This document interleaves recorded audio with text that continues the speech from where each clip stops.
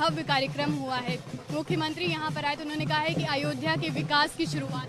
पहले तो देश के यशस्वी प्रधानमंत्री जी को आभार व्यक्त करूंगा कि वीडियो कॉन्फ्रेंसिंग के जरिए उन्होंने स्वर सम्राज्ञी और स्वर की देवी लता दीदी की उस चौक के नाम पर वीणा का जिस प्रकार से उन्होंने अवलोकन और उद्घाटन किया है, इसके लिए आभार। और उत्तर प्रदेश के यशस्वी मुख्यमंत्री योगी आदित्यनाथ जी महाराज को कोट आभार व्यक्त करूंगा कि अयोध्या के साधु संतों के नेतृत्व में उन्होंने आज लता दीदी का चौक का और उनके परिवार के कुछ सदस्यों के साथ उद्घाटन किया।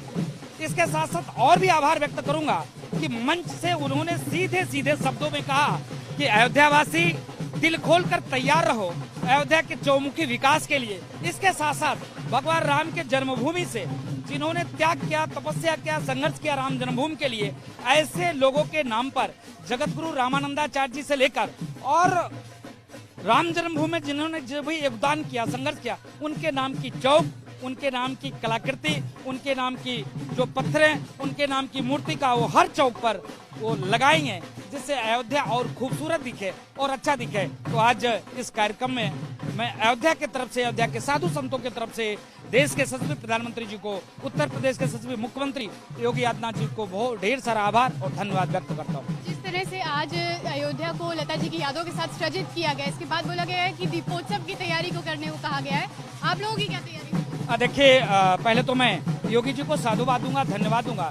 योगी जी चौमुखी विकास के लिए जाने जाते हैं और योगी जी जब भी आते हैं अयोध्या के सर्वांगीण विकास के लिए कुछ न कुछ योगदान, कुछ न कुछ सहयोग करते हैं। योगी जी लगातार अयोध्या की जो संस्कृति है, अयोध्या की जो महिमा है, अयोध्या को जो भगवान राम श्री राम जब राक्षसों के वध करने के बाद जो जिस प्रकार से आतताई षड्यंत्रकारियों को वध करने के बाद जब अयोध्या आए, अयोध्या के नर नारी, साधु संत, अयोध्यावासी खूब उत्सव मनाए।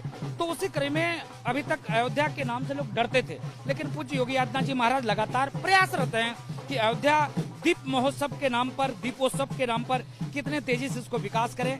इस दीप महोत्सव से पूरी देश और दुनिया जगमगाए, अयोध्या का नाम रोशन हो। इसके नाते उन्होंने अयोध्यावासी से आह्वान किया, अयोध्यावासी दिल खोलकर अयोध्या के साधु संत और अयोध्या का जनमानस योगी जी के साथ है और योगी जी के साथ कंधा से कंधा मिलाकर और भव्य और दिव्य दीप महोत्सव इस बार पुनः मनाएगा।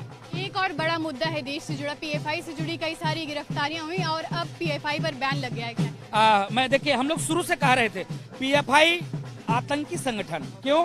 क्योंकि समाज तोड़ने की साजिश, धर्म के आधार पर देश बांटने की साजिश, धर्म के आधार पर मठ मंदिर को तोड़ने की साजिश, धर्म के आधार पर उसने कहा कि जब कोर्ट के आदेश में जब अयोध्या में भव्य दिव्य राम जन्मभूमि मंदिर निर्माण कार्य चला, उसको भी गलत बताकर, उसको भी तोड़कर और बाबरी मस्जिद बनाने का संकल्प है उसका।